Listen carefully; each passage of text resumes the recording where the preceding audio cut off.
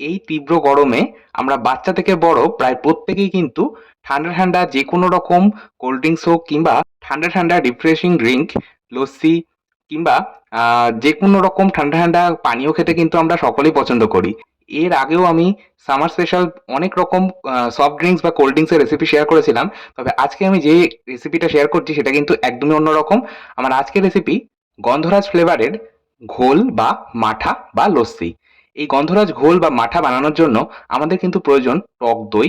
আপনারা অবশ্যই বাড়িতে বানানো টক দই ব্যবহার করতেই পারেন। তবে এখানে কিন্তু আমি বাজারে কেনা টক দই ব্যবহার করছি। বাজারে কেনা টক দই ব্যবহার করছি একটাই কারণে, সেটা হলো আপনারা যদি একটু লক্ষ্য করেন দেখবেন বাজারের কেনা যে টক দই তাতে কিন্তু জলের পরিমাণটা বেশি থাকে। আর বাড়িতে যদি আমরা দই পাতি সেটা কিন্তু হয় না, দইটা বেশ ঘন হয় আর জলের পরিমাণ কিন্তু তাতে কম থাকে। আর লস্যি বা ঘোল বানানোর জন্য আমাদের কিন্তু দইয়ের মধ্যে ঠান্ডা জল বা বরফ মেশাতে হয়। আর যদি আমরা বাজারের প্যাকেটজাত কেনা টক দই ব্যবহার করি তাহলে আমাদের কিন্তু জলটা কম মেশাতে হবে আর লস্যিটা ভীষণ ভালো তৈরি হবে। সেই জন্যই আমি বাজারে কেনা টক দই ব্যবহার করছি। আপনারা চাইলে বাজারের কেনা টক দই ব্যবহার না করে বাড়িতেও কিন্তু দই পেতে নিয়ে ব্যবহার করতে পারেন। যাই হোক, এছাড়াও আমাদের প্রয়োজন পড়বে গন্ধরাজ লেবু। আমি দুটো মাঝারি সাইজের লেবু নিয়েছি, তবে একটাই আমাদের প্রয়োজন পড়বে। আমি লেবুর ওপরের যে একটা পাতলা সবুজ অংশ থাকে সেই সবুজ অংশটাকেই আমি একটা গ্রেটারের সাহায্যে গ্রেট করে নিলাম। অর্থাৎ গন্ধরাজ লেবুর যে জেস্ট সেটা আমরা কালেক্ট করে নিলাম। গন্ধরাজ লেবুর জেস্ট ব্যবহার করলে ফ্লেভারটা কিন্তু ভীষণ স্ট্রং হবে আর লস্যি কিন্তু খেতে আরো সুস্বাদু লাগবে। এখন আমি গন্ধরাজ লেবুর একটা পাতাও কিন্তু টুকরো করে নিয়েছি। পাতা যদি আপনাদের কাছে থাকে আপনারা ব্যবহার করবেন, আর যদি না থাকে অসুবিধা নেই, বাদ দিলেও চলবে। এখন আমি একটা গন্ধরাজ লেবু প্রথমে ৩ থেকে ৪টে মতন পাতলা পাতলা স্লাইস করে নিলাম, যেটা আমরা পরবর্তীতে ডেকোরেশনের কাজে লাগাবো। আর বাকি লেবুটাকে আমি টুকরো করে সেখান থেকে রস বার করে নিলাম। গন্ধরাজ লেবুর রস আমাদের কিন্তু প্রয়োজন পড়বে যেমন লস্যি বানাবো, মানে যতটা পরিমাণে বানাবো সেই মতন। আমি এখানে ৭০০ গ্রাম টক দই ব্যবহার করছি, তার জন্য কিন্তু আমার ২ টেবিল চামচ মতন লেবুর রস হয়েছে। আর এই ৭০০ গ্রাম টক দইয়ে ২ থেকে ৩ টেবিল চামচ লেবুর রস কিন্তু প্রয়োজন পড়বে। তার থেকে বেশি দেওয়ার প্রয়োজন নেই। যদি আপনারা বেশি পরিমাণ লস্যি বানান সেক্ষেত্রে কিন্তু অবশ্যই আবার লেবুর পরিমাণটাও বেশি ব্যবহার করতে হবে।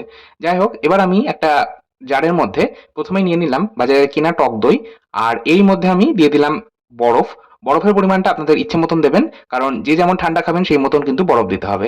এরই পাশাপাশি আমি দিয়ে দিলাম 500 ml জল।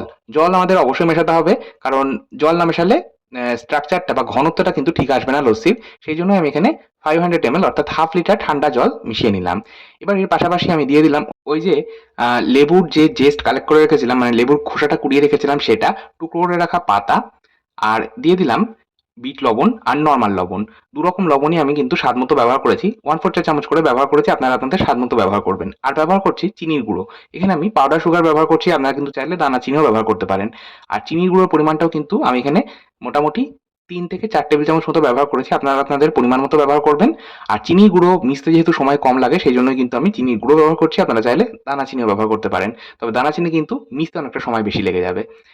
এছাড়াও এর মধ্যে আমি ৩ থেকে ৪ টেবিল চামচ গুঁড়ো দুধ ব্যবহার করেছি। মিল্ক পাউডার ব্যবহার করলে লস্যি বা মাঠা বা যে ঘোল বানাচ্ছি তার কনসিস্টেন্সিটা কিন্তু ভীষণ ভালো আসবে আর স্বাদটাও কিন্তু বেশ ভালো হবে। এবার একটা হ্যান্ড ব্লেন্ডারের সাহায্যে খুব ভালো মতো আমি ঘেঁটে নিলাম। যত ভালো করে ঘেঁটবেন তত কিন্তু লস্যিটা ভালো হবে। এবার পরিবেশন করে নেওয়ার পালা। আমাদের কিন্তু গন্ধরাজ লস্যি একদম তৈরি। আমি গ্লাসের মধ্যে গন্ধরাজ লস্যি পরিবেশন করছি। সবশেষে ওই যে পাতলা পাতলা আমি লেবু স্লাইস কেটে রেখেছিলাম সেটা এইভাবে গ্লাসের মাথায় লাগিয়ে দেবো, এতে করে দেখতে সুন্দর লাগবে। আজকের মতো তাহলে এই পর্যন্তই। আবার চলে আসবো নতুন কোনো ভিডিও নিয়ে, নতুন কোনো রেসিপি নিয়ে। ভালো থাকুন, সুস্থ থাকুন, ধন্যবাদ।